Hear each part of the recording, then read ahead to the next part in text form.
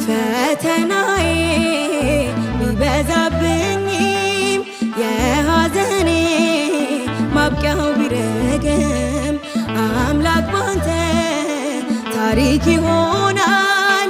የደስታ ቀን ለኔም ይመጣል። አንተ አትሳሳትም በሥራ ፍጹምና መልካም አባት ነህ። እስከሚሆን ድረስ ተራዬ እጠብቅሃለሁ ጌታዬ።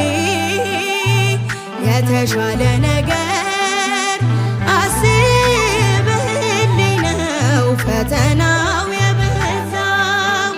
ነገ መልካም ቀን ያለው በዚህም አምናለሁ።